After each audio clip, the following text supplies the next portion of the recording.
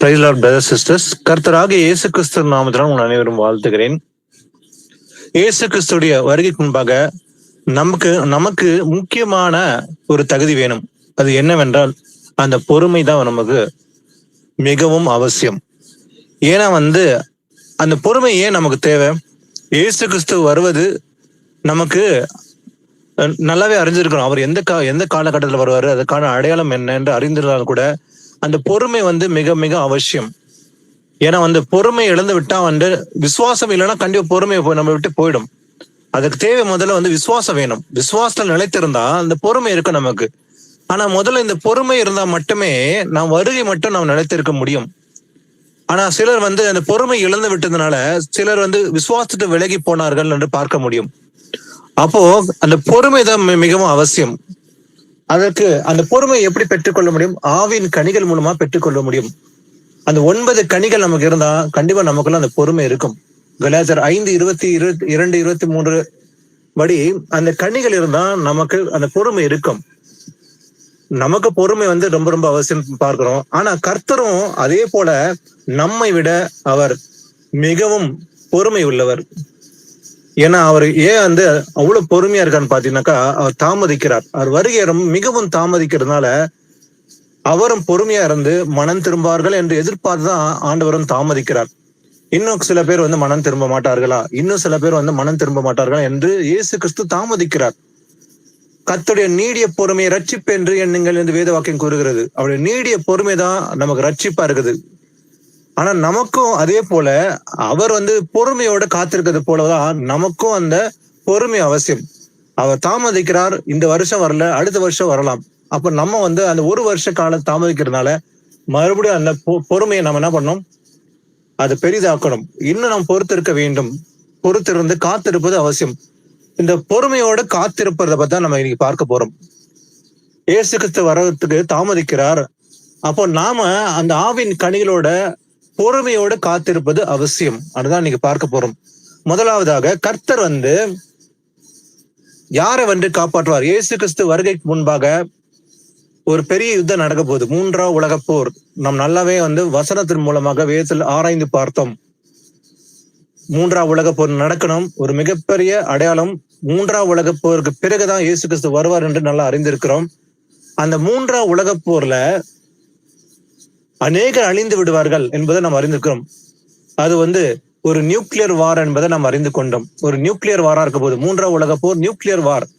அதுல சந்தேகமே இல்லை. அது வேதத்தின்படி எழுதப்பட்டிருக்குது. முன்குறித்தே 2000 வருடத்துக்கு முன்பாக எழுதப்பட்டிருக்குது. இந்த 3ஆம் உலக போரை பத்தி பைபிள்ல பல ஆயிரம் வருஷம் முன்பாக எழுதப்பட்டது. அதே போல அது எப்படி இருக்கும், அது நியூக்ளியர் வார் என்பதை குறித்து கூட அந்த ரகசியம் எழுதப்பட்டிருக்குது. அதனால அந்த போர்ல நாம் தப்பித்துக் கொள்ள நாம் என்ன செய்ய வேண்டும் என்பதை எல்லாமே ஆண்டவர் வெளிப்படுத்தினார். நமக்கு அந்த ஆவின் கனிகள் மிக மிக அவசியம் சொல்லி பார்த்தோம். அதே போல முக்கியமா அந்த அழிவுல யாரை காப்பாற்றுவாரு? அந்த அழிவுல காப்பாற்றப்பட போறது யாருன்ட்டு நம்ம வசனம் மூலமே அறிந்து கொள்ள முடியும். அதே போல அப்ப நான் அழிவுல தப்பித்துக் கொள்ள நான் என்ன செய்ய வேண்டும்? யாரை காப்பாற்றுவார்? இந்த பூமியில அநேக இடங்கள்ல பெரிய யுத்தம் நடந்தது. 3ஆம் பொழுது அநேக அழிவுகள் உண்டானாலும் கூட அவர் தம்முடைய பிள்ளைகளை காப்பாற்றுவார். அப்ப யாரை மற்றும் காப்பாற்றுவார் என்ற அந்த வசனத்தின் மூலமாக ஆரம்பிக்கலாம். முதலாவது வாசிக்கலாம். வெளிப்படுத்தல் 3:10 ஃபர்ஸ்ட் வாசிக்கலாம். ரெவல்யூஷன்.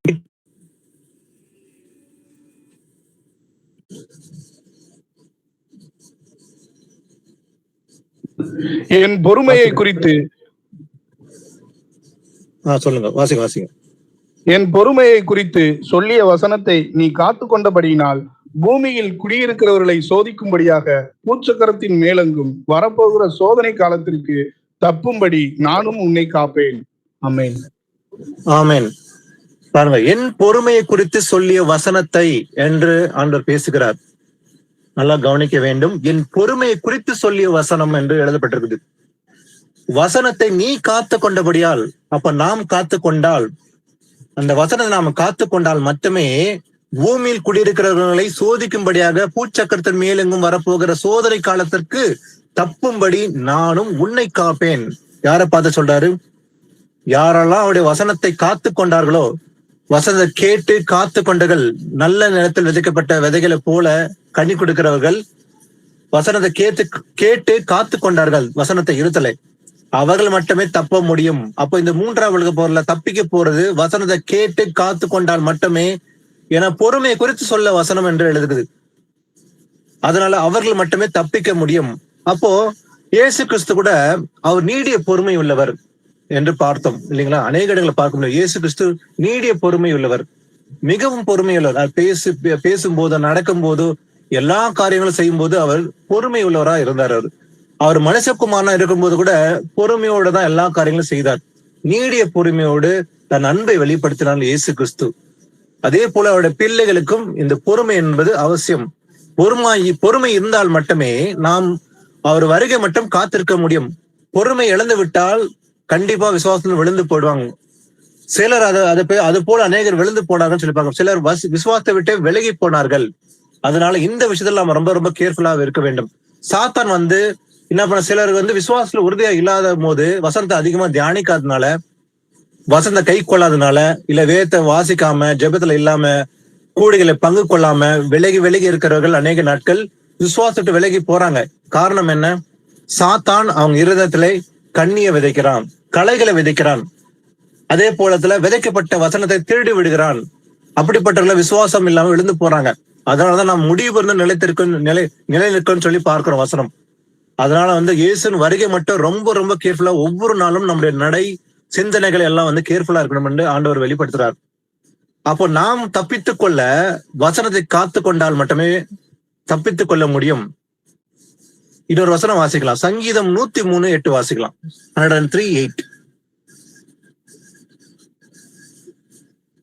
103:8. கர்த்தர் உருக்கமும் இரக்கமும் நீடிய சாந்தமும் மிகுந்த கிருபையும் உள்ளவர். ஆமென்.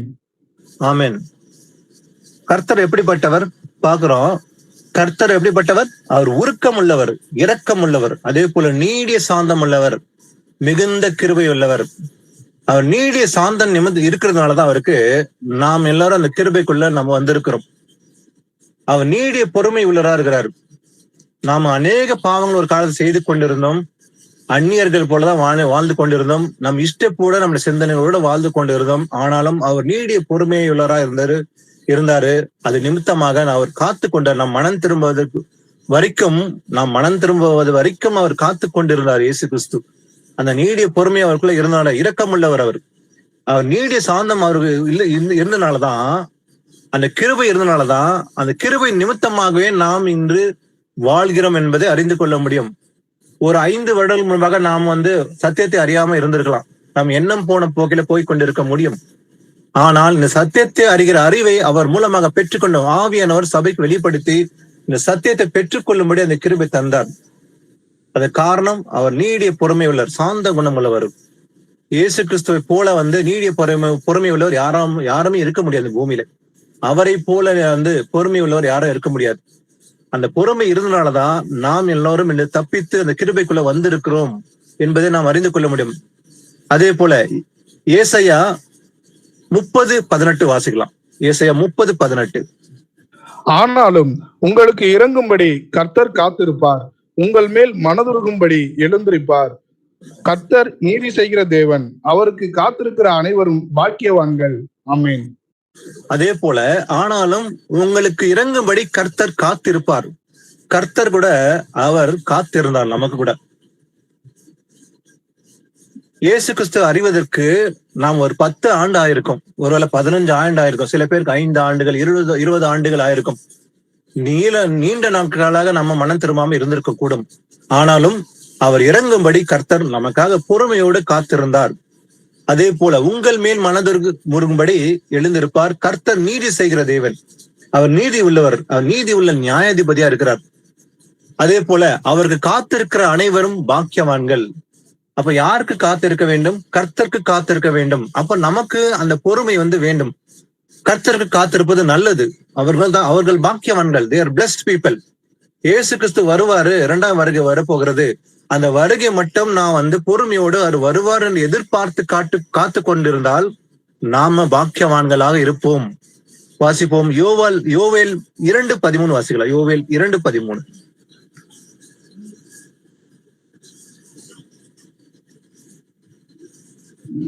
நீங்கள் உங்கள் வஸ்திரங்களை அல்ல, உங்கள் இருதயங்களை கிழித்து உங்கள் தேவனாகிய கர்த்தர் இடத்தில் திரும்புங்கள்.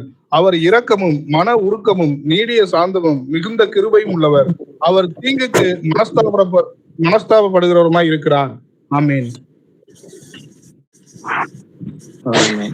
யாரோ ஒருத்தர் அன்மியூட் பண்ணிட்டீங்க, தயவுசெய்து மியூட் பண்ணுங்க. ஓகே. நீங்கள் உங்கள் வஸ்திரங்களை அல்ல உங்கள் இருதயங்களை கிழித்துக் கொண்டு, அப்போ நம்ம மனம் திரும்ப வேண்டால் நாம் எதை செய்ய வேண்டும்? வெளித்தோற்றத்தில் மனம் திரும்புதல் அல்ல, உள்ளான இரத்துல மனம் திரும்ப வேண்டும். வஸ்திரங்களை கிழித்துக் கொள்வதல்ல. பழைய ஏற்பாட்டு காலத்துல மனம் திரும்படி அவங்க வெளித்தோற்றத்துல செய்வாங்க. யூதர்கள் பாத்தீங்கன்னாக்கா அவங்க வெளித்தோற்றத்துல மனம் திரும்படி காட்டுவாங்க, உள்ளான சுபாவம் அவங்க மனம் திரும்ப இருக்காது. வஸ்திரங்களை கிழித்துக் கொள்வதனால மனம் திரும்புதல் அல்ல, உங்கள் இருதயங்களை கிழித்துக் கொள்ள வேண்டும். அதாவது வசனம் கூறுகிறது, உங்கள் இருதயங்களை கிழித்து உங்கள் தேவனாய கர்த்தரிடத்தில் திரும்புங்கள். அதுதான் உண்மையான மனம் திரும்புதல். அவர் இரக்கமும் மன உருக்கமும் நீடிய சாந்தமும் மிகுந்த கிருபை உள்ளதா இருக்கிறதுனால அவர் தீங்குக்கு மனஸ்தாபப்படுகிறவருமா இருக்கிறார். கர்த்தர் நல்லவர் தான். மனம் திரும்பும்போது அவர் இரக்கம் உள்ளவர். அவர் நம்முடைய தகப்பன். அவர் மன்னிப்பதில் வல்லரா இருக்கிறார். மிகுந்த கிருபை உள்ளவரா இருக்கார். தீங்குக்கு மனஸ்தாபப்படுகிறவர். நினைவே பட்டணத்தை அழிக்கும்படி கர்த்தர் தீர்க்கதரிசனம் உரைக்கும்படி யோவேலை அனுப்பினார் இல்லைங்களா? யோவேலை அனுப்பும் போது ஆனா அந்த பட்டணத்துல மக்கள் என்ன செஞ்சாங்க? அதை கண்டு கொள்ளாமல் அசட்டை பண்ணினாங்களா? இல்லவே இல்லை.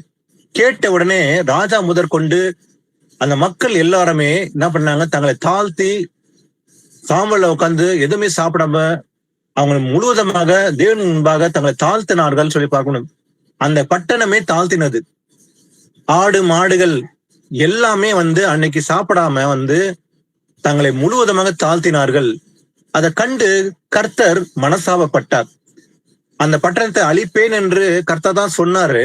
ஆனா அதே பட்டணத்தை அவர் மனதுருக்கத்தோடு அவங்க மனம் திரும்பும் போது தீங்குக்கு மனசாபப்பட்டு அந்த பட்டணத்தை மன்னித்து அந்த பட்டணத்தை அழிக்காதபடிக்கு அதை தப்புவித்தார் சொல்லி பார்க்க முடியும். அப்போ மனம் திரும்புத முழுமையா இருந்துச்சுனாக்கா கண்டிப்பா இயேசு கிறிஸ்து மனஸ்தாபப்படுவார், மன்னிப்பாரு. ஏன்னா அவருக்குள்ள இருக்கிறது என்ன? அவர் நீடிய பொறுமை உள்ளவரா இருக்கிறார், மிகுந்த கிருபை உள்ளவரா இருக்கிறதுனால அந்த கிருபை நிமித்தமாக அவர் மன்னிக்கிறான்னு சொல்லி பார்க்க முடியும். அடுத்தது 2 பேதுரு 3:8-9 வாசிக்கலாம். 2 பேதுரு 3:8-9 வாசிக்கலாம்.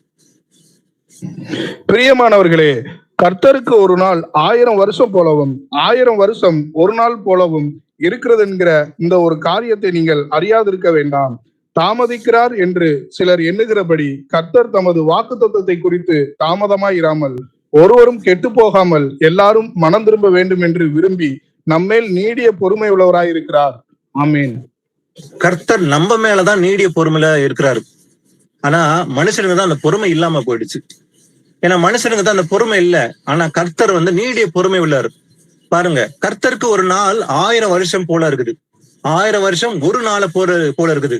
நமக்கு இந்த 2000 வருஷம் 2 நாளை போலதான் தோணும். ஏதாவது 2000 வருஷம் போலதான் தோணும். ஆனா கர்த்தருக்கு 2000 வருஷம் 2 நாள் போலதான் இருக்கும்.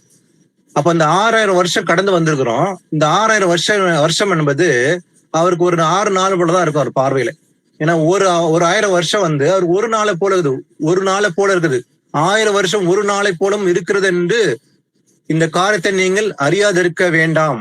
இதை நீங்கள் அறிந்து கொள்ள வேண்டும். கர்த்தருக்கு அது 1000 வருஷம் என்பது ஒரு நாளை போல இருக்கிறது அவருக்கு. ஆனா நமக்குதான் 1000 வருஷம் போலதான் இருக்கும், ரொம்ப வருஷம் போல கடந்து வந்துக்கிற போல இருக்கும். ஆனா அவருக்கு ஒரு நாள் போலதான் இருக்குது. ஆனா அதனால தாமதிக்கிறார் என்று சிலர் எண்ணுகிறார்கள். கர்த்தர் தாமதிக்கிறார், அது கரெக்ட் தான். ஏன் தாமதிக்கிறார்? அதாவது வாக்குத்தத்தத்தை குறித்து அவர் தாமதிக்கல. ஒருவரும் கெட்டு போகாமல் எல்லோரும் மனம் திரும்ப வேண்டும். அதனால அவர் விரும்பிதான் அவர் நீடிய பொறுமை உள்ளவரா இருக்கிறார். அந்த நீடிய பொறுமை உள்ளவரா இருக்கிறதுனால அவர் தாமதிக்கிறார். இன்னும் சில பேர் மனம் திரும்புவாங்க. சென்ற ஆண்டு 23ஆம் ஆண்டு இயேசு கிறிஸ்து வருவார் என்று ஒரு நம்பிக்கை, ஒரு விசுவாசம் நமக்குள்ள வந்து விடுவார் என்ற நம்பிக்கையோட அந்த 7ஆம் மாசத்துல வருவார் என்பதை அறிந்து நம்ம காத்து கொண்டிருந்தோம். ஆனால் அந்த 7ஆம் மாசம் கடந்து 24ஆம் ஆண்டு வந்திருக்கிறோம். அப்ப இயேசு கிறிஸ்து வரல. ஆனா நமக்கு என்ன வேணும்? இப்போது பொறுமைதான் வேணும். ஆனா சில பேர் என்ன பண்ணாங்க, 23ஆம் வருஷம் வரலப்பா, அதனால இந்த வருஷம் வருவாருன்னு சொன்னாரு, வரல அப்படின்ற பொறுமை இழந்து விட்டார்கள். ஆனால் இந்த வருஷம் வரவேட்டாலும் அடுத்த வருஷம் வருவாரு, அதனால் நான் அந்த வருகை மட்டும் நான் காத்திருப்பேன் என்ற அந்த பொறுமை மட்டுமே நமக்கு தேவை. ஏன்னா கர்த்தர் நீடிய பொறுமை உள்ளார், அதான் தாமதிக்கிறார். அது ஒண்ணு மட்டும் தான் நம்ம பார்க்க வேண்டும். அடுத்தது ஏசாயா 40ஆம் அதிகாரத்துல 1-3 வாசிக்கலாம். ஏசாயா 40.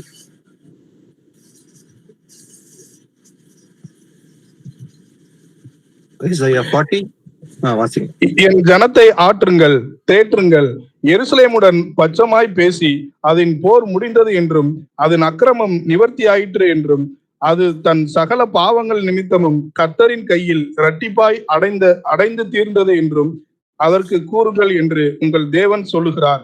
கர்த்தருக்கு வழியை ஆயத்தப்படுத்துங்கள், அவாந்தர வெளியிலே நம்முடைய தேவனுக்கு பாதையை செவ்வை பண்ணுங்கள் என்றும். ஆமென். ஆமென். பாருங்க, கர்த்தருக்கு வழி ஆயத்த பண்ணுங்கள், அவாந்தர வேலையை நம்முடைய தேவனின் பாதைக்கு செவ்வைப்படுத்துங்கள். ஒரு நிமிஷம்.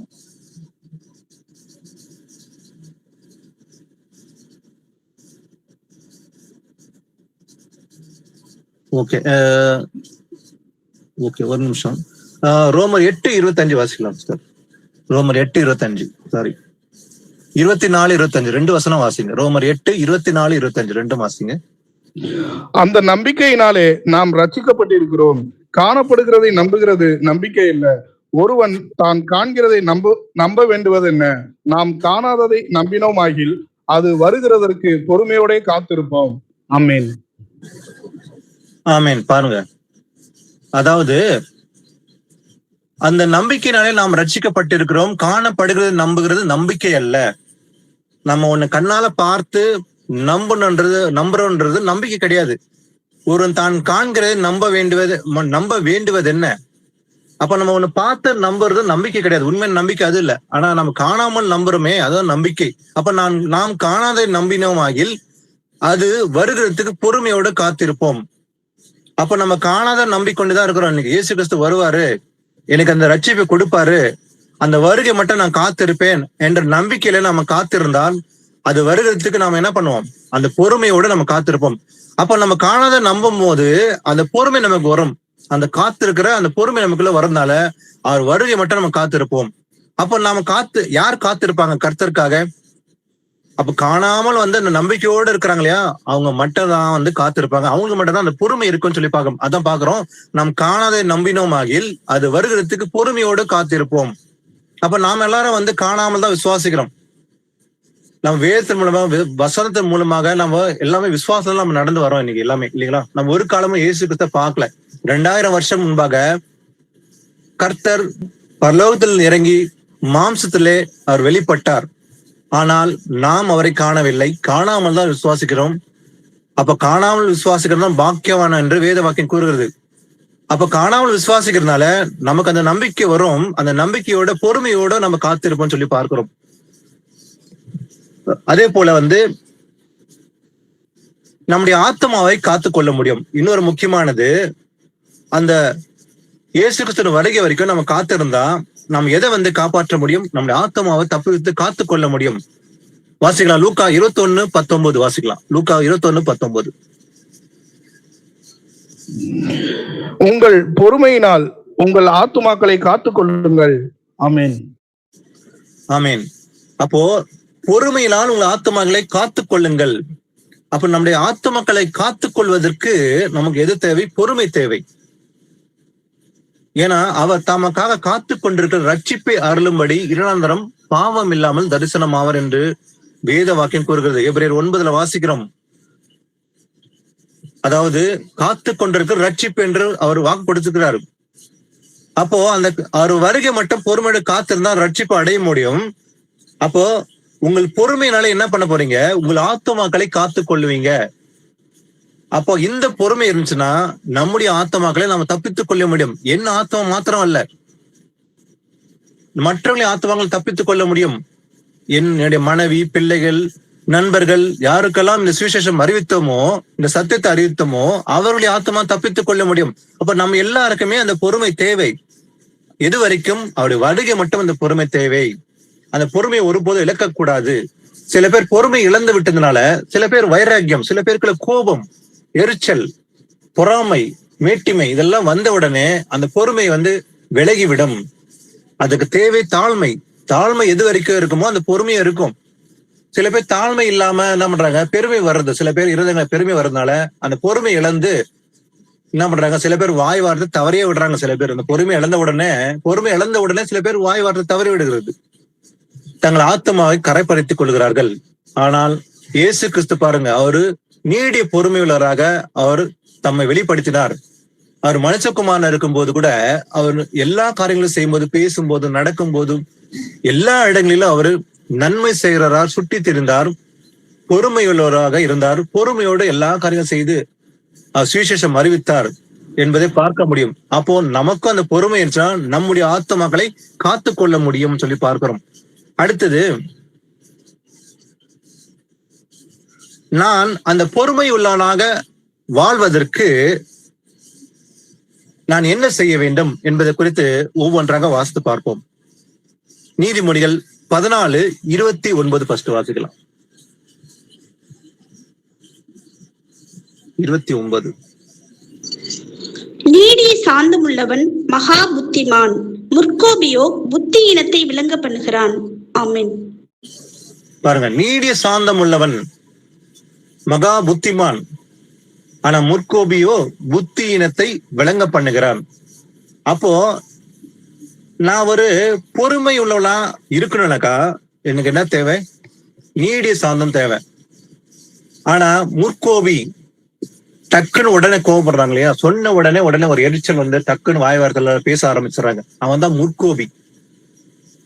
உடனே கோவப்படுவான், டக்குன்னு எதை கண்டாலும் கோவப்படுவான். அவன் எப்படிப்பட்டவன்? முற்கோபின்னு சொல்லி வேதம் கூறுது. அவன் என்ன பண்ணுவான்? புத்தி இனத்தை விளங்க பண்ணுவான். ஆனா டக்குன்னு வந்து கோவப்படாம அந்த பொறுமையோட சாந்தத்தோடு எதை பேசினாலும் அவன் பதில் கூறுவான் இல்லையா, அவன் சாந்தம் உள்ளவன். சாந்தத்தோட அவன் வந்து பேசுவான், அவன் நிதானிப்பான். நீடிய சாந்தம் எப்படிப்பட்டவன்? அவன் என்ன பேசணும் என்று நிதானித்துதான் பேசுவான் எப்போதுமே. ஆனா முற்கோபி அப்படி இல்லை, உடனே அவன் புத்தி இனத்தை காட்டி விடுவான். டக்குன்னு கோபத்து நிமித்தம் வாய் வார்த்தை பேசக்கூடும். உடனே ஒரு எரிச்சல், உடனே ஒரு கோபம் வந்த உடனே டக்குன்னு வெளிப்படுத்தி விடுவான். ஆனா சாந்தம் உள்ளவன் அப்படி செய்ய மாட்டான். ஏன்னா அவனுக்குள்ள என்ன இருக்குது? நீடிய பொறுமை இருக்குது. சாந்தம் உள்ளவனுக்கு அவன் மகா புத்திமானா இருக்கிறான். he has great understanding அப்படின்னு சொல்லி பாக்குறோம்.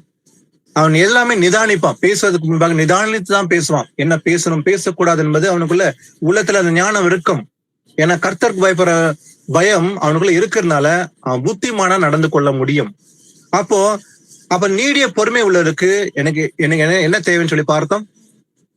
உடனே கோவப்படாம அந்த சாந்த குணத்தான் நமக்கு தேவைன்னு சொல்லி பார்த்தோம். அடுத்தது இன்னொரு வசனம் வாசிக்கலாம். நீதிமொழிகள் 15:18 வாசிக்கலாம். 15:18. கோபக்காரன் சண்டையை எழுப்புகிறான், நீடிய சாந்தம் உள்ளவனோ சண்டையை அமர்த்துகிறான். ஆமென். அதே போல இன்னொரு இடத்துல பாக்குறோம், கோபக்காரன் எப்படிப்பட்டவன்? சண்டை எழுப்புகிறான். கோபப்படுறான், டக்குன்னு கோபப்படுறவன் உடனே வந்து ஒரு சண்டை உருவாக்கிடுவான். அவன் கோவப்படுறதுனால இன்னொருத்தனுக்கு கோவம் வரும். ரெண்டு பேருக்கு கோவம் வந்தா என்ன நடக்கும்? சண்டை வந்துவிடும்.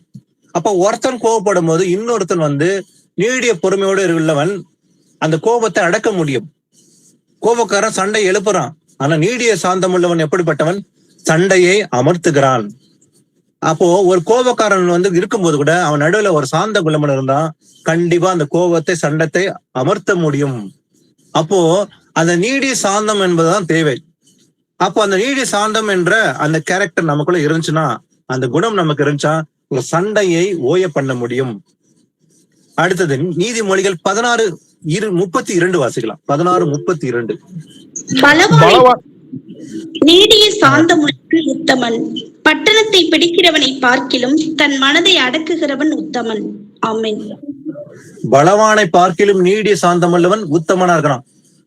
ஒரு பட்டணத்துல ஒரு பெரிய பலவானா இருக்கிறான், ஆனா அவனை விட நீடிய சாந்தம் உள்ளவன் உத்தமனா இருக்கிறான். பலவான் தன் மாம்சத்துல தன்னுடைய பலத்தை வெளிப்படுத்துவான். ஆனா ஞானம் உள்ளவன், கர்த்தருக்கு பயப்படுற ஞானத்தை பெற்றவன், அவன் சாந்தம் உள்ளவன், அவன் உத்தமனா இருக்கிறான். அந்த கோபத்தையும் சண்டையும் அவன் நீக்க முடியும் அவனால. அப்போ பட்டணத்தை பிடிப்பதை பார்க்கிலும் தன் மனதை அடக்குகிறவன் உத்தமனா இருக்கிறான். அப்ப யார் உத்தமனா? தன் மனதை அடக்குகிறவன். அப்ப ஏன்னா அவனுக்குள்ள வந்து என்ன இருக்குது? நீடிய பொறுமை இருக்கிறதுனால தன் மனதை அடக்குகிறான்னு சொல்லி பார்க்க முடியும். அடுத்தது பிரசங்கில இருந்து ஒரு வசனம் வாசிக்கலாம். பிரசங்கி 7ஆம் அதிகாரத்துல 8-9 வாசிக்கலாம். பிரசங்கி 7:8-9. ஒரு காரியத்தின் துவக்கத்தை பார்க்கிலும் அதன் முடிவு நல்லது. பெருமை உள்ளவனை பார்க்கிலும் பொறுமை உள்ளவன் உத்தமன். உன் மனதில் சீக்கிரமாய் கோபம் கொள்ளாதே, மூடரின் நெஞ்சிலே கோபம் குடிகொள்ளும். ஆமென். ஒரு காரியத்தின் துவக்கத்தை பார்க்கிலும் அதன் முடிவு நல்லதான். அதே போல பெருமை உள்ளவனை பார்க்கிலும் பொறுமை உள்ளவன் உத்தமன். ஒருத்தன்கிட்ட பெருமை என்ன நடக்கும்? ஏன்னா பெருமை இருக்கிறது ஆபத்து. ஏன்னா பெருமை உள்ளவனை தேவன் எதிர்க்கிறாராம். சில பேர் வெளி தோற்றத்துல அந்த பெருமை தெரியாது. சில பேர் பேசும்போதோ நடக்கும் போதோ சில பேர் அவங்க கிரிய நிமித்தமாக தெரியாது. அது கண்டுபிடிக்கிறது கஷ்டம். ஏன்னா பெருமை இருத்துல மறைந்திருக்கிற ஒரு விஷம். ஏன்னா முதல் பாவமே பெருமை. சாத்தானுக்குள்ள அந்த பெருமை தான் இருந்துச்சு. லூசிபர் என்ற தேவதூதன் இருந்தான். பரலோகத்திலே அவனுக்குள்ள என்ன வந்துச்சு? பெருமை வந்தது. நான் தேவனுக்கு சமமாக்குவேன், என் சிங்காசனம் உயர்த்துவேன் என்று தன் ஈரத்தில் சிந்தித்தான். அவன் தள்ளப்பட்டான். பூமியிலே தள்ளப்பட்ட நாள் முதற்கொண்டு இன்றைக்கு வந்தும் ஜனங்களை கெடுத்துக் கொண்டிருக்கிறவன் அந்த லூசிபர்.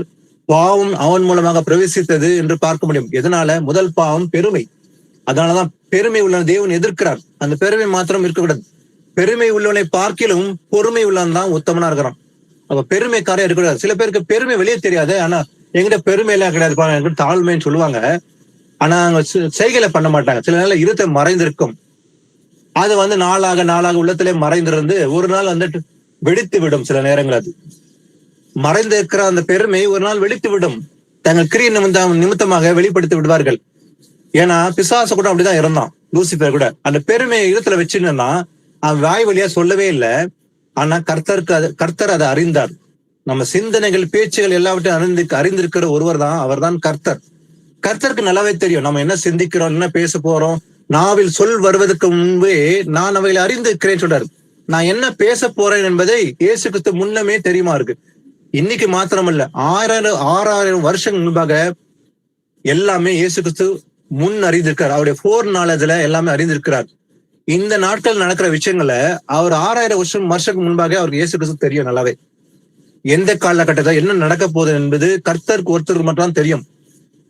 அப்போ உலகம் தோன்றதுக்கு முன்பே நம்மளை அறிந்திருக்கிறாரா இயேசு கிறிஸ்து, நம்ம தெரிந்து கொண்டிருக்கிறார். அப்பேற்பட்ட தேவன் சர்வ வல்லமையுள்ள தேவன் நம்முடைய ஆண்டவர். அதனால நம்ம என்ன பேச போறோம் என்பதை அறிந்திருக்கிற தேவன் நம்ம சிந்திக்கிற சிந்தையும் அறிந்திருக்கிறார்.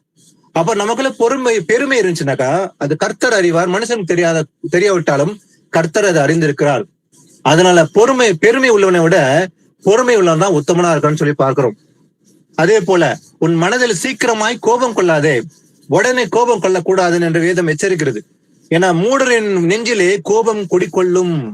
அப்போ கோபம் எங்க கொண்டிருக்குமா?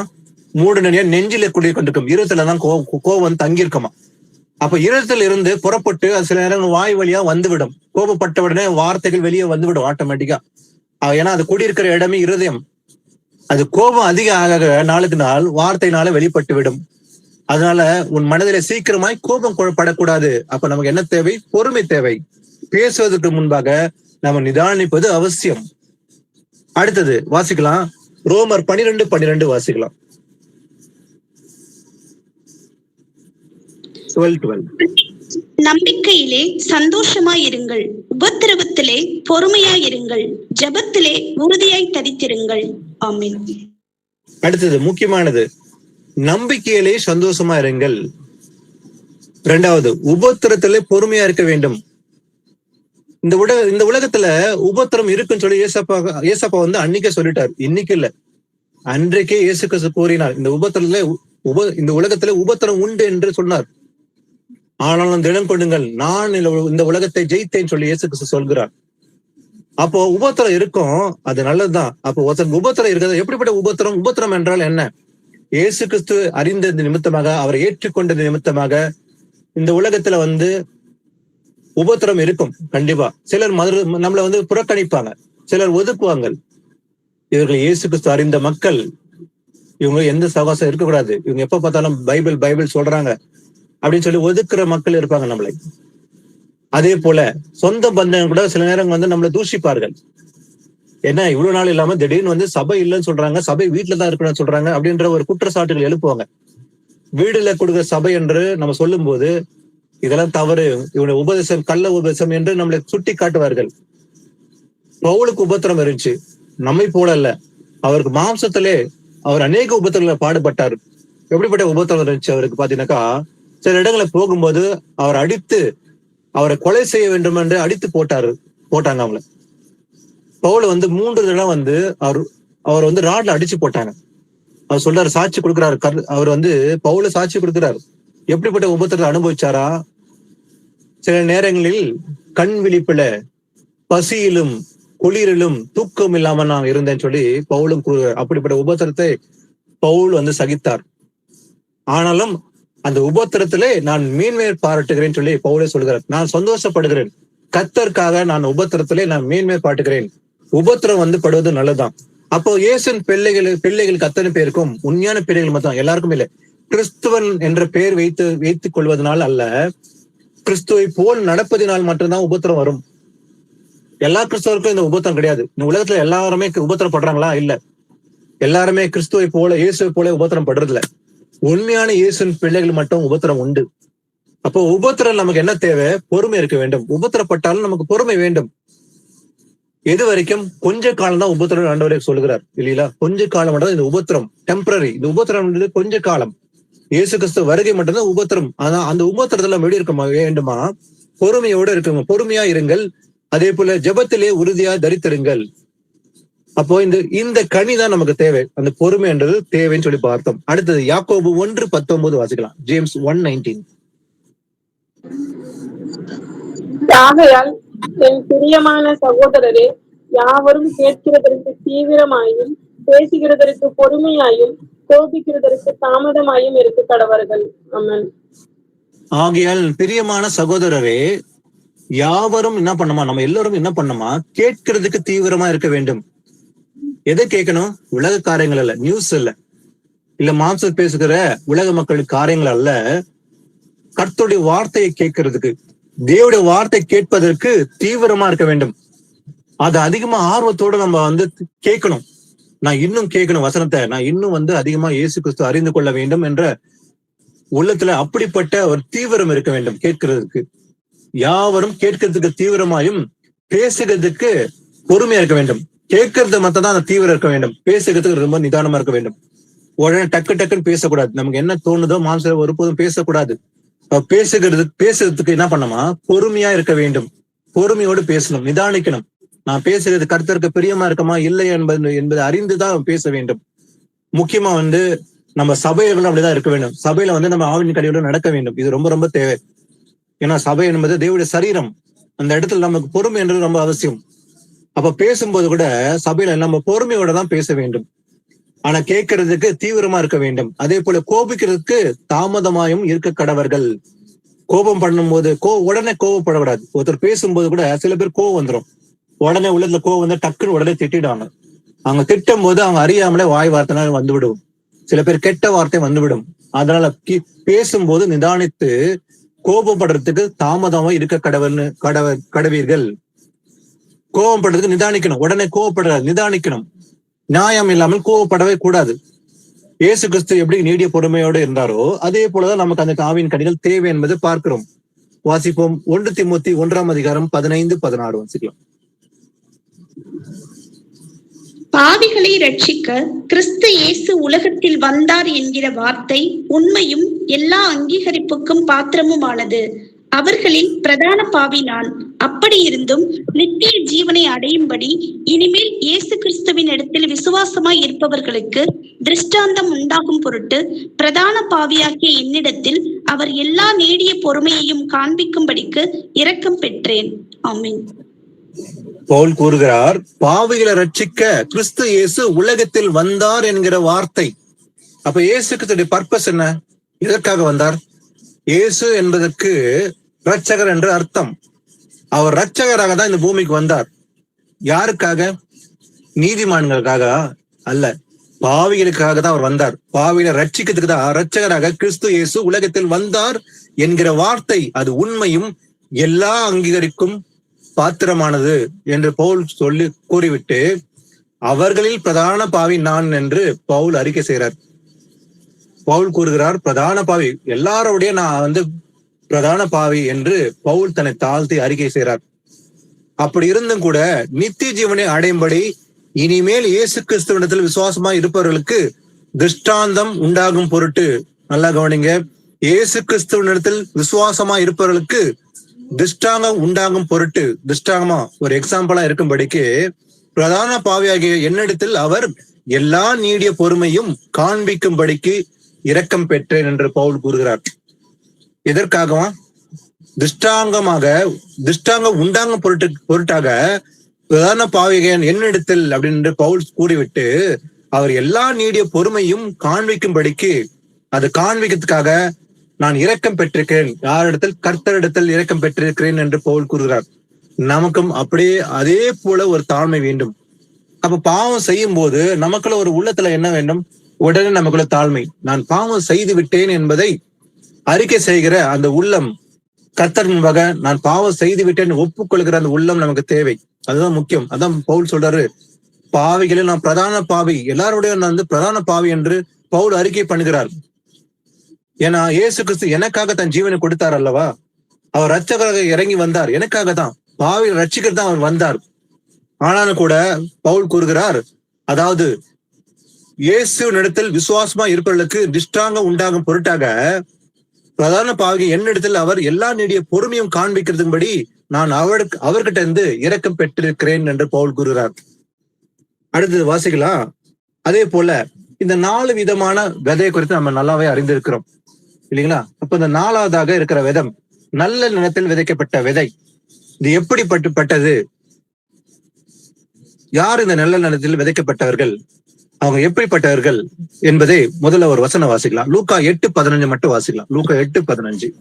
நல்ல நிலத்தில் விதைக்கப்பட்டவர்கள் வசனத்தை கேட்டு அதை உண்மையும் நன்மையுமான இருதயத்திலே காத்து பொறுமையுடனே பலன் கொடுக்கிறவர்களா இருக்கிறார்கள். ஆமீன். ஆமீன். பாருங்க, நல்ல நிலத்தில் விதைக்கப்பட்டவர்கள் வசனத்தை கேட்டு. அப்போ நல்ல நிலத்தில் யார் விதைக்கப்பட்டாங்க? எப்படிப்பட்ட ஜனங்கள்? வசனத்தை கேட்டு அவங்க என்ன பண்ணுவாங்க? வசனத்தை கேட்கிறாங்க, அத உண்மையும் நன்மையுமாய் தங்கள் இருதயத்திலே காத்து கேட்ட உடனே அதை ஏற்றுக்கொண்டு, இது என்னோட பேசின வார்த்தை தான், இது கர்த்தரோட பேசி கொண்டு இருக்கிறார், எந்த மனுஷனும் நான் பார்க்கல, யார் பேசுகிறாலும் கர்த்தருடைய வார்த்தை, இது வசனம் என்று அதை ஏற்றுக்கொண்டுகிற அந்த ஒரு இதயம் வேணும். தன் இதயத்திலே காத்து பொறுமையுடனே பலன் கொடுக்கிறதா இருக்கிறாங்க. அப்ப யார் வந்து பலன் கொடுப்பாங்க? நல்ல நிலத்தில் விதைக்கப்பட்டவர்கள். ஆனா அவங்க நல்ல நிலத்தில் விதைக்கப்பட்டவர்கள் பலன் கொடுக்குறாங்க. எப்படி பலன் கொடுக்குறான்னு பாத்தீங்கன்னாக்கா, வசனத்தை கேட்கிறாங்க, கேட்டு தன் இருதலை காத்து பொறுமையுடனே பலன் கொடுக்குறாங்க. அப்போ அந்த பொறுமை உள்ளவன் மட்டும்தான் பலன் கொடுக்குறான்னு சொல்லி பார்க்க முடியும். பொறுமை இல்லாதவன் கண்டிப்பா பலன் கொடுக்க முடியாது. அடிக்கடி டக்கு டக்குன்னு கோவம் வருது, மற்ற தூஷிக்கிறாங்க. ஆனா இது வெளியரங்கமா வந்து வெளி தோற்றத்துல வந்து காட்ட மாட்டாங்க, உள்ளத்திலே சில பேர் தூஷிப்பாங்க. அது ஆனா சில பேர் செய்யறாங்க. இது கட்டட சபை அது இதுன்னு சொல்றோம் வெளியில. ஆனா இது வீட்டு சபையிலே சில நேரங்களை வந்து இது வந்து வெளிப்படுகிறது. சில நேரங்களை வந்து இது அவாய்ட் பண்ணவே முடியல. சில பேருக்குள்ள அந்த குணம் இருக்கிறதுனால ஆட்டோமேட்டிக்கா சில பேர் வருது. ஏன்னா டக்குன்னு உடனே கோபத்தினால வார்த்தைகளை வெளிப்படுத்துறாங்க.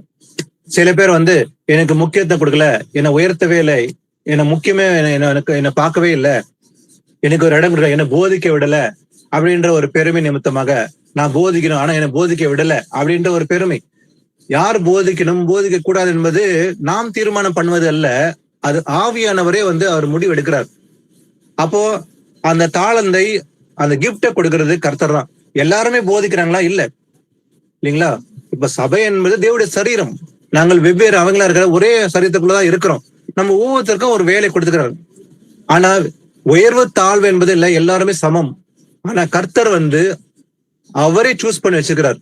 சிலர் போதகராகவும் சிலரை மெய்ப்பராகவும் வாசிக்கிறவர்களே எபேசியர் 14ஆம் அதிகாரத்துல. அதே போலதான் கர்த்தர் அவங்களுக்கு அந்த வரனை கொடுத்துக்கிறார். அப்ப ஒவ்வொருத்தருக்கும் ஒரு வேலை உண்டு.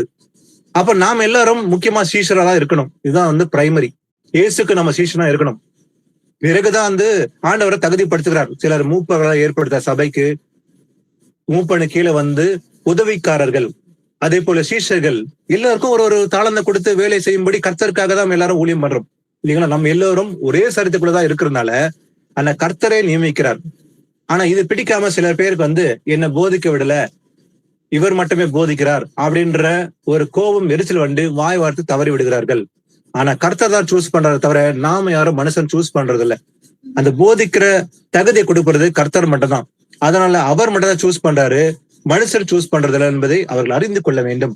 அதே போல நல்ல நிலத்தில் விதைக்கப்பட்டவர்கள் வசனத்தை கேட்டு என்ன பண்ணுவாங்க, தாழ்மையோடு அதை ஏற்றுக்கொண்டு தங்கள் இருதயங்களை பொறுமையுடனே பலன் கொடுப்பாங்க. அப்ப பலன் கொடுக்கறாங்களா? நாம போய் ஒருத்தருக்கு இயேசு கிறிஸ்துவ அறிவிக்கிறோம், சத்தியத்தை அறிவிக்கிறோம். சில பேர் கேட்கிறாங்களா? கேட்டு அதை ஏற்றுக்கொள்கிறார்களா? அப்படின்னா நல்ல நிலத்தில் விதைக்கப்பட்ட விதைகள் என்று அது மூலமாக அறிந்து கொள்ள முடியும். நாம போய் காஸ்பல் சொல்றேன், ஒரு 2 வருஷம் 3 வருஷம் 4 வருஷமா சொல்லிட்டு தான் இருக்கிறோம், ஒருத்தர் கூட ஏற்றுக்கொள்ளவே மாட்டாங்க.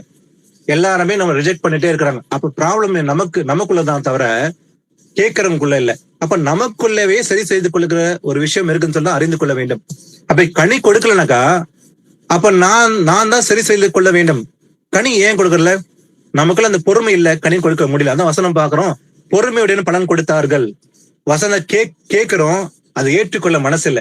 சில பேர் வசனம் கேட்டு இது எனக்கு இல்லைன்னு சொல்லி மறுதளிப்பாங்க. இது யாருக்கோ பேசுற வசனம் அப்படின்னு சொல்லி அவங்க விட்டு விடுவாங்க. அசட்டை பண்ணினாக்கா கண்டிப்பா அவங்க பலன் கொடுக்க முடியாது. அதான் வசனம் மூலமே பார்க்கிறோம்.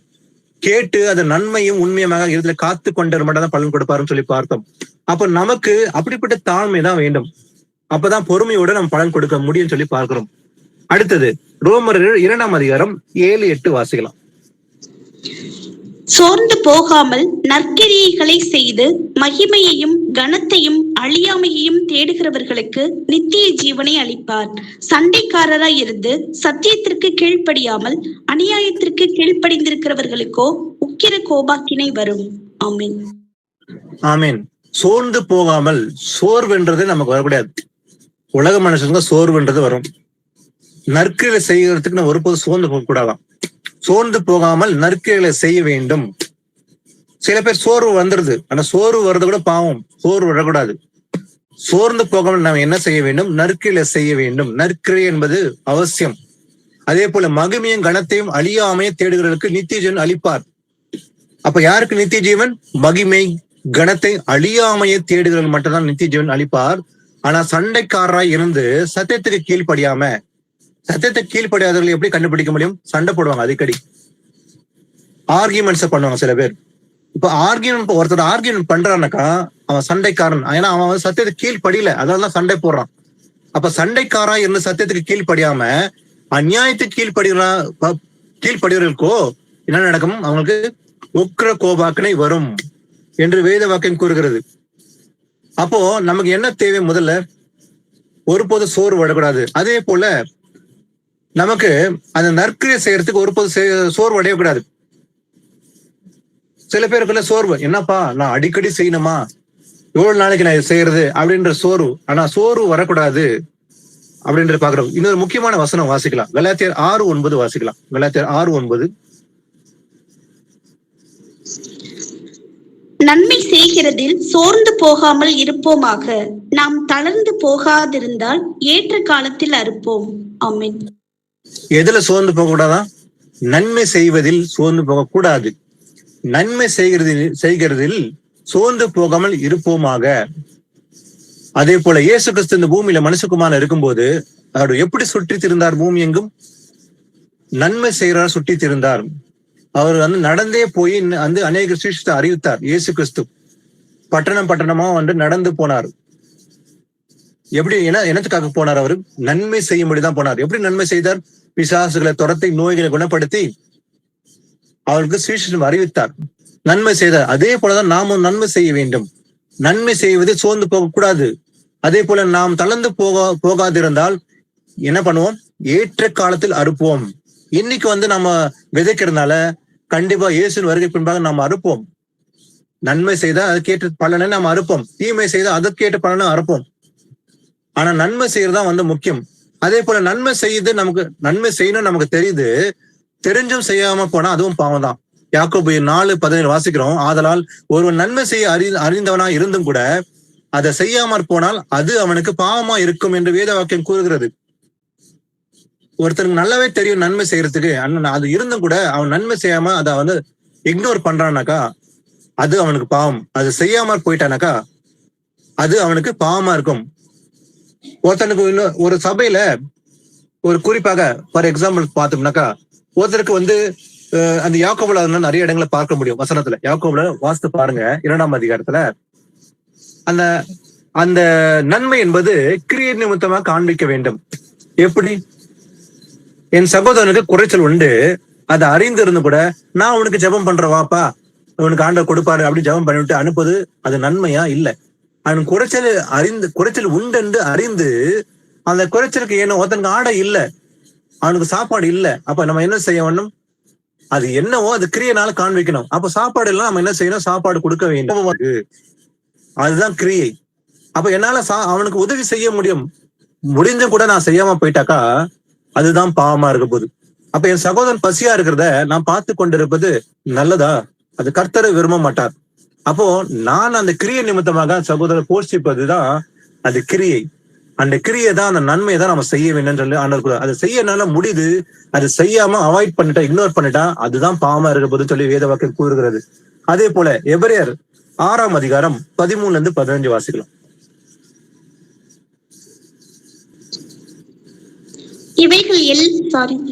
ஆபிரகாமுக்கு தேவன் வாக்குத்தத்தம் பண்ணின போது ஆணையிடும்படி தம்மிலும் பெரியவர் ஒருவரும் இல்லாதபடியினாலே தமது பேரிலே தாமே ஆணையிட்டு, நிச்சயமாக நான் உன்னை ஆசிர்வதிக்கவே ஆசிர்வதித்து உன்னை பெருகவே பெருக பண்ணுவேன் என்றார்.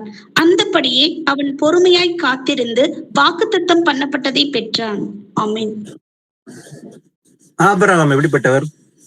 தேவன் வாக்குத்தத்தம் பண்ணின் போது ஆணையம் இடும்படி தம்மிலும் பெரியவர் ஒருவர் இல்லாதபடியினால் தமது பேரிலே தானே ஆணையிட்டு. கர்த்தர் என்ன பண்ணாரு? அதாவது பாத்தீங்கன்னா ஆண்டவரோட யாருமே பெரியவர் கிடையாது, அவர் மேலாக யாருமே கிடையாது. அதனால என்ன பண்ணார் ஆண்டவர்? தம்மில் பெரியவர் ஒருவர் இல்லாதபடினால் தமது பேரிலே தாம் ஆணையிட்டார். எப்படி? நிச்சயமாக நான் உன்னை ஆசீர்வதிக்கவே ஆசீர்வதித்து உன்னை பெருகவே பண்ணுவேன் என்றார். எப்படி ஆணையிட்டார் ஆபிரகாமுக்கு? நிச்சயமாகவே நான் உன்னை ஆசீர்வதிப்பேன், ஆசீர்வதித்து உன்னை பெருக பண்ணுவேன் சொல்லி ஆண்டவர் ஆணையிட்டார். அதே போல அந்தபடியே அவன் பொறுமையா காத்திருந்து அதை கேட்டு ஆபிரகாம் என்ன பண்ணாரு? அது ரொம்ப பொறுமையோட காத்து கொண்டு என்ன பண்ணாரு? வாக்குத்தத்தம் பண்ணப்பட்டதை பெற்றான். அப்போ ஆபிரகாம் பார்த்து விசுவாசின் தகப்பன் ஏன்னு சொல்றோம்? அவர் விசுவாசத்துல வல்லவரா இருந்தாரு.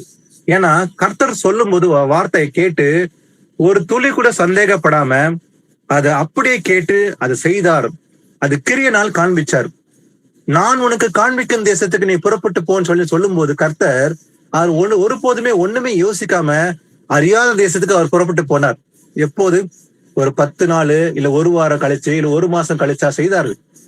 அதுக்கு பேர் தான் அசட்டை. இன்னைக்கு ஒரு கர்த்தர் ஒரு வார்த்தை சொல்றாருனாக்கா சில பேர் 10 நாள் 1 மாசம் கழிச்சு செஞ்சா, அதே போல கர்த்தர்கிட்ட நம்ம கேட்கும் போது கர்த்தர் செய்வாரா? அவரும் அதே போலதான் ஆன்சர் கொடுப்பாரு. அப்போ நம்ம கர்த்தர்கிட்ட பெற்றுக்கொள்ள வேண்டாம், நாமும் கர்த்தருக்கு பிரியமா நடக்க வேண்டும். அப்ப இன்னைக்கு சொல்றத இன்னைக்கே கர்த்தர் சொல்றத செய்யும் போது கர்த்தருக்கு பிரியமா நடப்போம். அதுதான் ஆபிரகாம் செஞ்சார். அன்றைய தினமே அவர் செய்தார். அதுதான் நம்ம ஒரு படிப்பணியை பார்த்தோம் இல்லைங்களா? ஒரு நாள் சகோதரர் எடுத்தார் செல்ஃப் சேம் டே. ஒரு நாள் விஜய் பத்ர் வியாழக்கிழமை என்று ஒரு படிப்பணி எடுத்தார். ரொம்ப முக்கியமான படிப்பினை. அதாவது ஆபிரகாம் எப்படி விசுவாசத்தை காண்பிச்சாரு? செல்ஃப் சேம் டே, அன்றைய தினமே அவர் அதை செய்து முடித்தார். கர்த்தர் ஆணையிட்டு அதாவது கர்த்தர் கட்டளை கொடுத்தாரு விருத்த சேதனம் பண்ணும்படி. ஆனா அவர் என்ன செஞ்சாரு? தாமதிக்கவே இல்லை ஒரு நிமிஷம் கூட. அன்றைய தினமே இன்னைக்கு சொன்னாரா, இன்னைக்கே அவரை செய்ய ஆரம்பிச்சாரு. அதுதான் உண்மையான விசுவாசம். அதனாலதான் ஆபிரகாம் என்ன சொல்றோம்? விசுவாசம் தகப்பன் என்று பெயர் பெற்றார். ஏன்னா அன்றைய தினமே அவர் செய்து முடித்தார். அதே போல வசனம் பாக்குறோம். அந்தபடியே அவன் பொறுமையாய் காத்திருந்து வாக்குத்தத்தம் பண்ணப்பட்டதை பெற்றான். அந்த பொறுமை ஆபிரகாம் இருந்தனால வாக்குத்தத்தம் பண்ணப்பட்டதை அவன் பொறுமையோடு காத்திருந்து பெற்றுக்கொண்டான்னு சொல்லி பார்க்க முடியும். நமக்கும் இயேசு கிறிஸ்து வாக்குத்தத்தம் பண்ண அந்த நித்திய ஜீவன் பெற்றுக்கொள்ளும்படி நமக்கும் அதே ஒரு பொறுமை தான் தேவை. அவர் அந்த நித்திய ஜீவன் கொடுப்பேன்னு சொன்னார் இல்லையா? அது வரைக்கும் நாம் பொறுமையை காத்திருந்தால் அந்த வாக்குத்தத்தம் பண்ணப்பட்டு நாம் பெற்றுக்கொள்ள முடியும் என்பதை நாம் அறிந்து கொள்வோம். அது அடுத்த வசனம் வாசிக்கலாம். ஆனா இந்த பணக்காரர் நான் ஐஸ்வர்யனா மாறணும், ஐஸ்வர்யனா விரும்புறாங்க இல்லையா? இல்ல சில பேர் ஐஸ்வர்யனா இருக்கிறாங்க, நல்ல சம்பத்து கோடிக்கணக்கான பணம் உள்ளவர்கள், அவங்களை பார்த்தா ஐஸ்வர்யம் ஆட்கள் சொல்ல முடியும். ஆனா அவங்களுக்கு ஒரு எச்சரிப்பு கொடுக்குறாரு. வாசிக்கலாம். யாக்கோபு 5ஆம் அதிகாரத்துல 7-8 மொத்தம் வாசிக்கலாம். 7-8.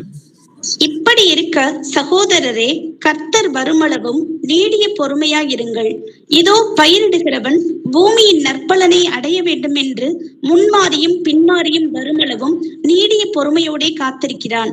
நீங்களும் நீடிய பொறுமையோடு இருந்து உங்கள் இருதயங்களை ஸ்திரப்படுத்துங்கள். கர்த்தரின் வருகை சமீபமாய் இருக்கிறதே. ஆமென். இப்படி இருக்க சகோதரரே என்று சொல்லப்படும் வசனத்துக்கு முன்பாக இந்த 1-6 வாசிக்கும் போது இங்க பாத்தீங்கன்னாக்கா, முதல் வசனத்துல பார்க்கும்போது, ஐஸ்வர்யவான்களே கேளுங்கள், உங்கள் மேல் வரும் நிர்பந்தங்கள் நிமித்தம் அலறி அழுங்கள், உங்கள் ஐஸ்வர்யம் அழிந்து உங்கள் வஸ்திரங்கள் பொட்டரித்து போகின. இப்போ அவங்கள பத்தி சொல்லிட்டு ஆண்டவர் அவங்களை எச்சரித்து சொல்றாரு கடைசியில. அதாவது இப்படி இருக்கிறதுனால சகோதரரே, நீங்கள் கர்த்தர் வரும் அளவும் நீடிய பொறுமையா இருக்க வேண்டும். ஆனா நமக்கு என்ன தேவை? நமக்கு என்ன தேவை? அவர் வரும் வரைக்கும் நமக்கு நீடிய பொறுமையா இருக்க வேண்டும். நம்ம பொறுமையோடு இருக்க வேண்டும். இதோ பயிரிடுகிறவன் பூமியின் நற்பலனை அடைய வேண்டும் என்று அவன் என்ன பண்ணுவான்? பயிரிடுகிறவன், ஒரு ஃபார்மர் என்ன பண்ணுவான்? அவன் விதையை விதைத்து விட்டு என்ன பண்ணுவாங்க? அதாவது பூமியின் நற்பலனை அடைய வேண்டும் என்று விரும்பி முன்மாறியும் பின்மாறியும் வருமளவும் அவன் என்ன பண்ணுவான்? அவன் நீடிய பொறுமையோடு காத்திருப்பான். இன்னைக்கு விதைக்கிறான், இன்னைக்கே அந்த பலனை அறுக்கணும்னு சொல்லி விரும்புவானா? இல்ல அடுத்த வாரமே அந்த பலன் கிடைத்து விட வேண்டும் என்று விரும்புவானா? இல்ல. அவன் பொறுமையோடு அந்த முன்மாறி பின்மாறி வரும் வரைக்கும் அவன் என்ன பண்ணுவான்? நீடிய பொறுமையோடு இருந்து காத்திருந்து அந்த பலனை அடைவான். அறுவடை என்பது என்ன? ஒரே நாள்ல கிடைக்கிறதுல. அதே போலதான் அவனுக்குள்ள இருக்க அந்த பொறுமை என்ன?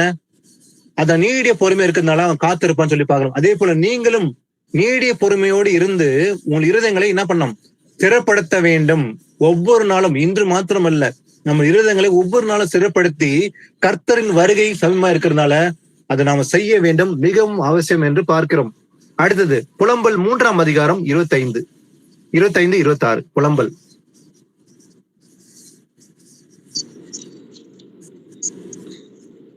தமக்கு காத்திருக்கிறவர்களுக்கும் தம்மை தேடுகிற ஆத்துமாவுக்கும் கர்த்தர் நல்லவர். கர்த்தருடைய ரட்சிப்புக்கு நம்பிக்கையோடு காத்திருக்கிறது நல்லது. ஆமென். பாருங்க, அதே போல தமக்கு காத்திருக்கிறவர்களுக்கும் தம்மை தேடுகிற ஆத்மாவுக்கும் கர்த்தர் நல்லவர். கர்த்தரை தேடுறோமா? அவன் தான் கர்த்தர் பிரியமா இருக்க முடியும். வசனம் என்ன கூறுகிறது? தமக்கு காத்திருக்கிறவர்களுக்கும் தம்மை தேடுகிற ஆத்மாவுக்கு. கர்த்தரை அனுதினமா தேடுறோமா? தாவீது எப்படி தேடினார்? அதிகாலமே எழுந்து கர்த்தரை தேடுவார் தாவீது. அதிகாலமே எழுந்து கர்த்தரை தேடுகிற ஒரு மனுஷன் தான் தாவீது. அப்போ கர்த்தரை அதிகாலமே வந்து ஃபர்ஸ்ட் ப்ரிஃபரன்ஸ் கொடுத்து, கர்த்தர் தான் முதன்மை, இயேசு தான் முதன்மை, பிறகுதான் எல்லாம் என்று கர்த்தருக்கு முதன்மையை கொடுத்து அவர் தேடுகிற அத்தனை ஆத்மாவும் கர்த்தருக்கு நல்லவர். கர்த்தர் நல்லவர், கர்த்தர் நல்லவரா இருப்பாரு. அதே போல கர்த்தருடைய ரட்சிப்புக்கு நம்பிக்கையோடு காத்திருக்கிறது நல்லது. 2வது, கர்த்தருடைய ரட்சிப்புக்கு காத்திருப்பது நல்லது.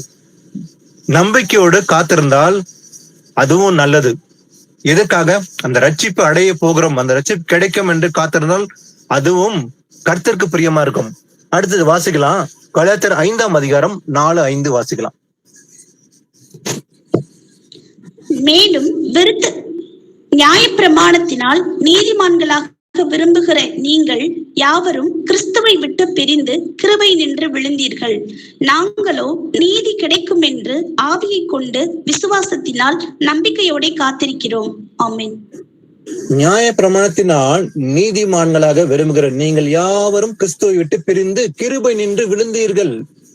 யாரெல்லாம் நியாய பிரமாணத்தை வந்து கடைபிடிக்கணும், நான் அதுல அந்த நியாய பிரமாணத்தை கடைபிடிச்சு நான் நீதிமானா ஆகணும். நியாய பிரமாணம் எத்தனை இருக்குது? 1 2 பழைய ஏற்பாடுல கடைபிடிக்கிறது 613 கற்பனை இருக்குது இல்லைங்களா? மோர் than 600 இருக்குது. 613 கற்பனைகள் நியாய பிரமாணம். அது எல்லாமே ஒண்ணு கடைபிடிக்க ஒரு ஆள முடியாது இன்னைக்கு.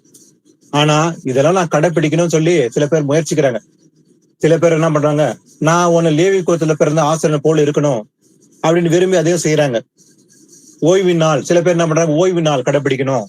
இன்னைக்கு 7th டே அட்வென்டிஸ்ட் அதான் செய்யறாங்க, நியாய பிரமாணத்தை கடைபிடிக்கிறாங்க. என்னது? சாபத் டே. சாபத் என்பது சனிக்கிழமை அவங்களுக்கு, அது தவறு. சாபத் என்பது ஓய்வு நாள் என்பது இருந்தது பழைய ஏற்பாடுல, ஆனா அது சனிக்கிழமை கிடையாது. வெள்ளிக்கிழமை மாலை இருந்து சனிக்கிழமை மாலை வரைக்கும் தான் அந்த சாபத். ஓய்வு நாள் என்பது என்ன? அது கூட தெரியல. ஆனா இவங்க என்ன பண்றாங்க, சனிக்கிழமை அது ஒண்ணுதான் வந்து கடைப்பிடிக்கணும் அப்படின்ற ஒரு போதகம், செவன்த் டே அட்வென்டிஸ்ட். ஆனா இது எல்லாமே நியாயப்பிரமாணம்.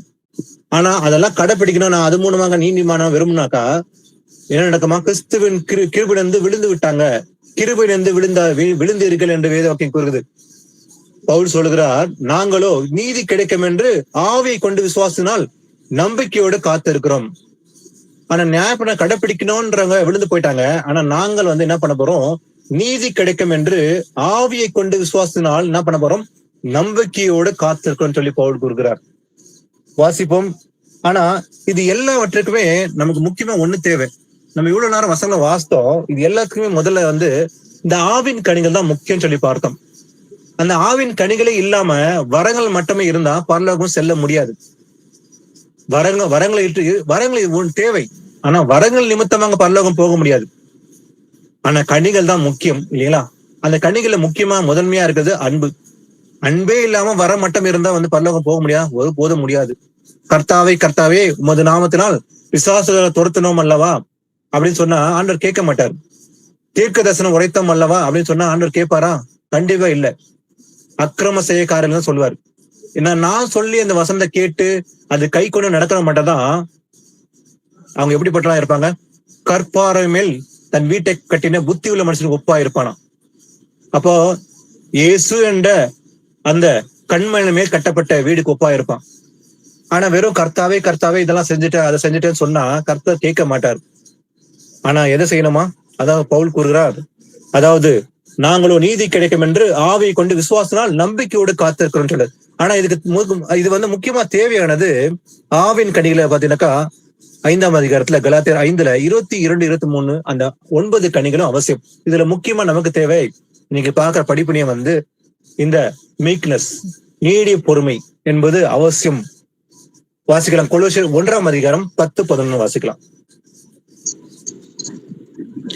சகலவித நற்கிரியைகளும் ஆகிய கனிகளை தந்து தேவனை அறிகிற அறிவில் விருத்தியடைந்து கர்த்தருக்கு பிரியமுண்டாக அவருக்கு பாத்திரராய் நடந்து கொள்ளவும் சந்தோஷத்தோட கூடிய எல்லா பொறுமையும் நீடிய சாந்தமும் உண்டாவதற்கு மகிமையான அவருடைய வல்லமையின்படி எல்லா வல்லமையாலும் பலப்படுத்தப்படவும் உங்களுக்காக வேண்டுதல் செய்கிறோம். ஆமீன். ஆமீன். அதே போல முக்கியமா சகலவித நற்கிரிகளையும் ஆகிய கனிகளை தந்து, இன்னொரு கனியை பத்தி ஆண்டவர் சொல்றாரு. என்ன? நற்கிரி என்ற கனி, அதுவும் அவசியம். அந்த கனியை தந்து தேவனை அறிகிற அறிவிலே விருத்தி அடைய வேண்டும். எதுல விருத்தி அடைய வேண்டும்? நம்முடைய எண்ணத்துல, நம்ம மாம்ச சிந்தனைகள் அல்ல, தேவனை அறிகிற அறிவில தான் விருத்தி அடைந்து என்ன பண்ணோம், கர்த்தருக்கு பிரியம் உண்டாக அவருக்கு பாத்திரராய் நடந்து கொள்ளுங்கள். இதுதான் ரொம்ப முக்கியம். நமக்கு தேவனை அறிகிற அறிவில் விருத்தி அடைய வேண்டும், நற்கிரையும் செய்ய வேண்டும். நற்கிரை என்ற கனியும் வந்து நம்ம கொடுக்க வேண்டும். அதே போல சந்தோஷத்தோட கூடிய எல்லா பொறுமையும், முக்கியமா வந்து சந்தோஷம் இருக்க வேண்டும். ஆவின் கனிகளை வந்து முக்கியமா அதுல பருது பாத்தீங்கன்னா சந்தோஷம் கூட இருக்குது. இப்ப சந்தோஷம் இருக்குமா? எப்படிப்பட்ட சந்தோஷம்? உலகம் தருகிற சந்தோஷமும் சமாதானம் கிடையாதுன்னு சொல்லி ஆண்டவர் சொன்னார். நான் உங்களுக்கு தருகிற சமாதானமும் சந்தோஷம். அப்ப கர்த்தர் கொடுக்கிற அந்த சந்தோஷம் அது நித்தியமானகள். அப்ப அப்படிப்பட்ட சந்தோஷத்தோட கூடிய எல்லா பொறுமையும் நீடிய சாந்தமும் உண்டாவதற்கு மகிமையான அவருடைய வல்லமையின்படி எல்லா வல்லமையானும் பலப்படுத்தப்படவும் உங்களுக்காக நான் வேண்டுதல் செய்கிறேன் என்று சொல்வது போலவே நாம் இதுல வந்து வளர வேண்டும். கடைசியா ஒரு வசனத்தை வாசித்து முடிக்கலாம். வெளிப்படுத்தல் 3:11 வாசிக்கலாம். 3:11. இதோ சீக்கிரமாய் வருகிறேன், ஒருவனும் உன் கிரீடத்தை எடுத்துக் கொள்ளாதபடிக்கு உனக்குள்ளதை பற்றி கொண்டிரு. ஆமீன். முக்கியமா ஆண்டவர் சொல்றாரு, இதோ சீக்கிரமாய் வருகிறேன் என்று கர்த்தர் கூறுகிறார். சீக்கிரம் என்பது என்ன? 2000 வருடம் சொல்லப்பட்டது. இன்னைக்கு அந்த காலகட்டத்தில் முடிவுல தான் வந்திருக்கிறோம் இன்னைக்கு, இல்லைங்களா? நம்ம படிப்பின் மூலம் பார்த்தோம். இயேசுக்கு சொல்லிய அந்த வருகை நெருங்கி விட்டது. கர்த்தர் சொன்னபடியே அவர் சீக்கிரமா வரப்போகிறார். இதோ சீக்கிரமாய் வருகிறேன், ஒருவனும் உன் கிரீடத்தை எடுத்துக் கொள்ளாதபடிக்கு உனக்குள்ளதை பற்றி கொண்டிருக்க வேண்டும். அப்ப இந்த விஷயம் நம்ம ரொம்ப ரொம்ப கேர்ஃபுல்லா இருக்க வேண்டும். இதுல அவர் சீக்கிரம் வரப்போறாரு. ஆனா நான் என்ன செய்ய வேண்டும்? அதாவது ஒருவனும் உன் கிரீடத்தை எடுத்துக் கொள்ளாதபடிக்கு நமக்கு கொடுக்கப்பட்ட அந்த கிரீடம் வந்து இயேசு கிறிஸ்து வருகை பின்பு நமக்கு கொடுக்க போறாரு. நாம எல்லாரும் ராஜாக்களை போல அரசால போகிறோம், ஆசிரியர் போல இருக்க போறோம். ஏன்னா அது இயேசுவின் வருகைக்கு பின்பாக இந்த பூமியில 1000 வருஷ அரசாட்சியில இயேசு நமக்கு அந்த பாக்கியத்தை கொடுக்க போறார். அந்த கீழத்தை அடைவதற்காக தான் நம்ம எல்லாருமே அந்த இலக்கை நோக்கியே செல்கிறோம். ஆனா அதை ஒருவன் எடுத்துக்கொள்ளாதபடிக்கு உனக்குள்ளதை நம்ம பற்றி கொண்டு விசுவாசம் நடக்குது அவசியம். அதற்கு நமக்கு தேவை பொறுமை. எது வரைக்கும்? அவர் வருகை மட்டும். சோ இன்னைக்கு நம்ம பார்த்த படிப்பினையதான் பொறுமையோடு காத்திருப்பது அவசியம். அதுக்கு நீடிய பொறுமை என்ற கனி தேவை. இயேசு கிறிஸ்து வர வரைக்கும் அந்த பொறுமையோடு காத்திருந்தால் அவர் வாக்கு கொடுத்தபடியே தப்பிப்பார். எதுல இருந்து? வரப்போற பேரழிவிலிருந்து. என் பொறுமையை குறித்து சொல்லிய வசனத்தை நீ காத்து கொண்டபடியினால் பூமியில் குடியிருக்கிறவர்களை சோதிக்கும்படியாக பூச்சக்கரத்தின் மேல் எங்கும் வரப்போகிற சோதனை காலத்திற்கு தப்பும்படி நானும் உன்னை காப்பேன் சொல்றாரு. யாரை காப்பாரா? உன்னை. எப்போது? அந்த வசனத்தை பொறுமையோடு ஏற்றுக்கொண்டு காத்து கொண்டு கற்பனைப்படி நடந்தா கண்டிப்பா நாமும் தப்பிக்கப்பட முடியும். அப்ப இயேசு வரும்போது முன்பாக இயேசுக்கு வருகைக்கு முன்பாக இந்த உலக போர் நடக்க போது அந்த ஒரு ஆபத்தை தப்பிக்க நாம் என்ன செய்ய வேண்டும்? நம்ம நீடிய பொறுமையோடு இருந்து அந்த ரட்சிப்பு அடைவதற்காக பிரயாசப்பட்டு முடிவுபடுத்த நிலையில் நின்றால் நாம் அந்த ரட்சிப்பு அடைவோம். அப்படி ஒரு நம்பிக்கையோடு காத்திருந்தால் கர்த்தர் அவர் அந்த வாக்களித்தபடியே அந்த நித்திய ஜீவன் நமக்கு அளிப்பார். ஆமென். கர்த்தருக்கு துதியும் கனமும் புகழும் உண்டாவதாக. சோ ஒரு முடிவு ஜெபத்தை யாராவது ஒருத்தர் செய்யலாம். ஒரு பினிஷிங் பிரேயர் பிரதர் சிஸ்டர்ஸ்.